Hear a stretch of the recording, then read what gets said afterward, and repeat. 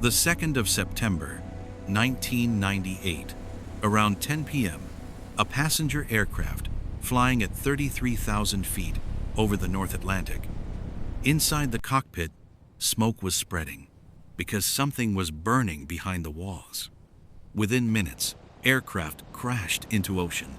The aircraft involved in the crash was Swissair Flight 111, a McDonnell Douglas MD-11 with registration HBIWF. At first, the cause was unclear.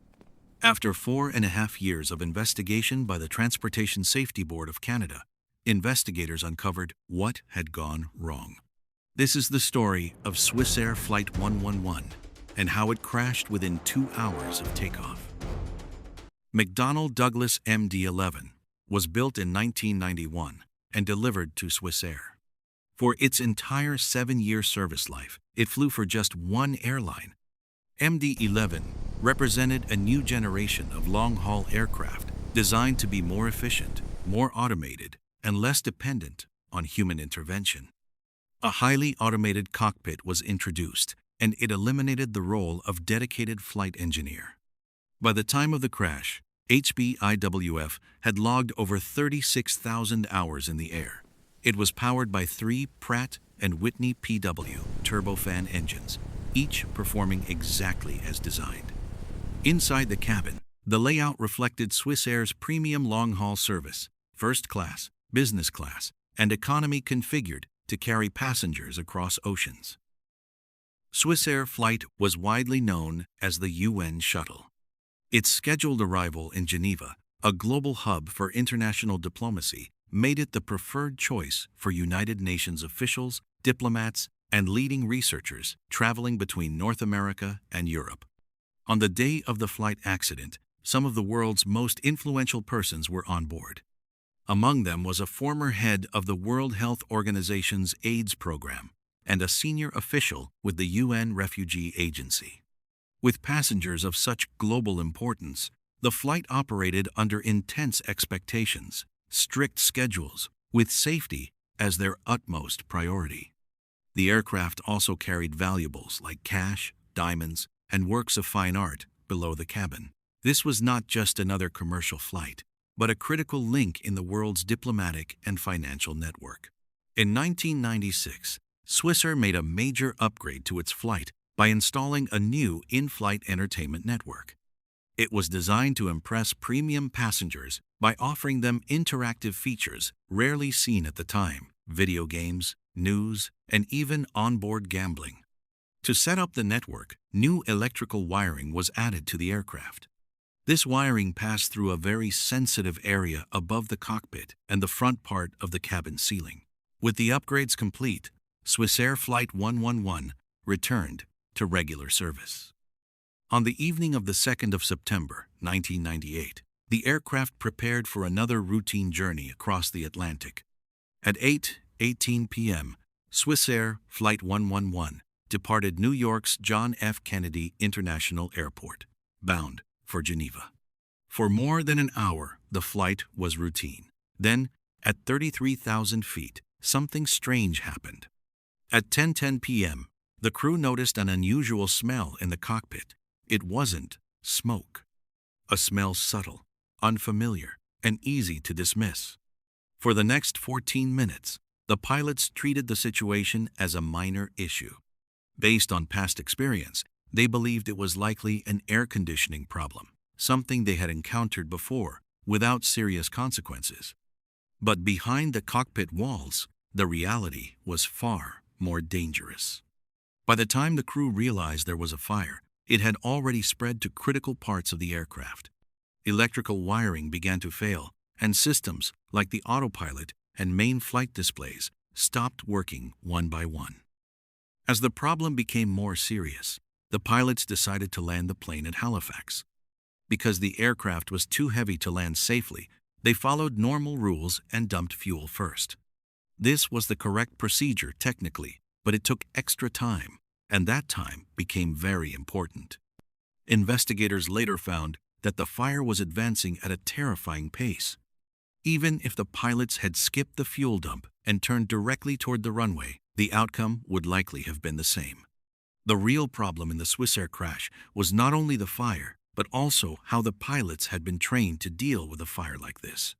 When the pilots noticed smoke inside the cockpit, they followed the official safety checklist. This checklist was long and detailed, and it focused on finding the problem by turning off systems one by one. This procedure was made for situations where there was time to troubleshoot. But in this case, time was running out. Investigators later concluded that the checklist was fundamentally incompatible with a fast-moving electrical fire. As per the checklist, pilots turned off power to part of the cabin. When they did this, the ceiling fans also stopped working. Those fans had been quietly helping by keeping heat and smoke trapped above the cockpit. Once the fans stopped, the smoke and heat were no longer contained and could spread more easily. These fans had been holding the heat and smoke above the cockpit. When the fans stopped, hot smoke rushed into the cockpit very quickly. The pilots could no longer see or breathe properly. They were unable to control the aircraft by hand. An action meant to help them made the situation worse. And by the time they understood this, it was already too late to recover. The reconstruction of Swissair Flight's forward section revealed a chilling truth. The fire did not begin in the cabin. It began above the cockpit, in a space the crew could not see. Investigators found that the fire most likely started from an electrical spark in the ceiling area on the right side of the cockpit, near the back wall. In that small, tight space, they found 21 damaged electrical wires. 20 of those wires showed clear signs of electrical sparking. One of the wires was different from the others and caught the investigators' attention. That damaged wire was directly connected to the in-flight entertainment system's power supply. This power unit was located near a specific part of the aircraft structure called Station 383. The electrical spark from that wire started the fire. But the spark by itself was not enough to cause the disaster. What made the fire deadly was the materials around it, which allowed the fire to grow and spread quickly. The ceiling was lined with thermal and acoustic insulation blankets designed to reduce noise and regulate temperature. These blankets were coated in metallized polyethylene terephthalate, a material that had been approved as flame-resistant under aviation standards at the time.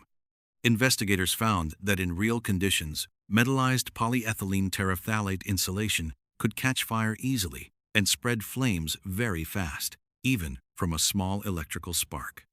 Once the insulation started burning, nearby materials also caught fire, making the blaze grow much larger and more dangerous.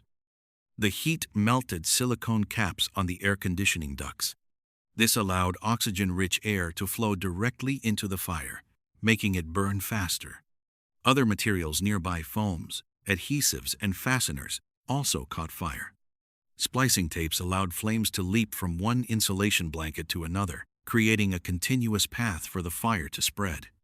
Most critically, the fire was burning in a hidden area with no smoke detectors and no fire suppression system. By the time the crew sensed something was wrong, the fire had already grown beyond control. Within few minutes, aircraft had crashed into the ocean near Peggy's Cove, Nova Scotia, killing all 229 people on board. The response was immediate by the rescue team. The wreckage lay deep in the Atlantic, spread across the ocean floor. Recovery teams carried out one of Canada's largest rescue operations, and its code name is Operation Persistence.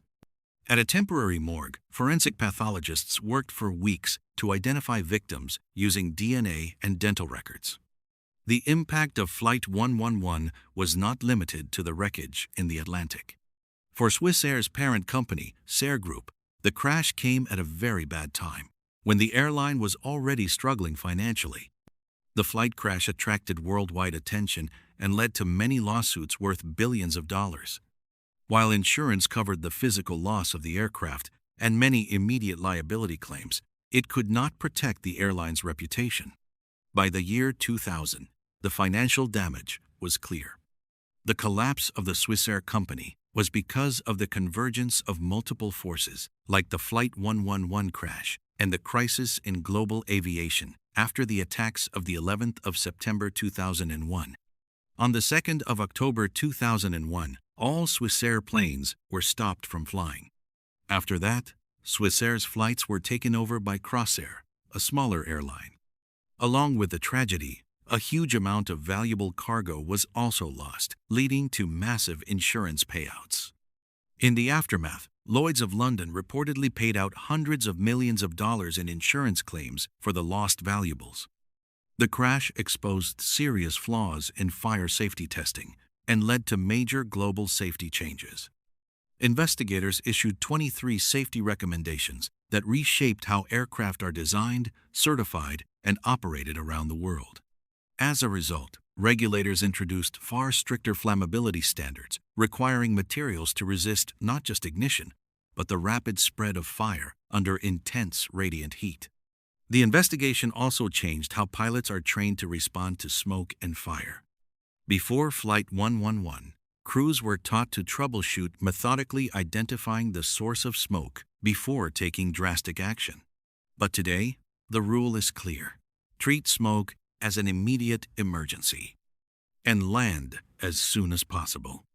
In the end, the crash of Swissair Flight 111 became a textbook example of how disasters truly happen.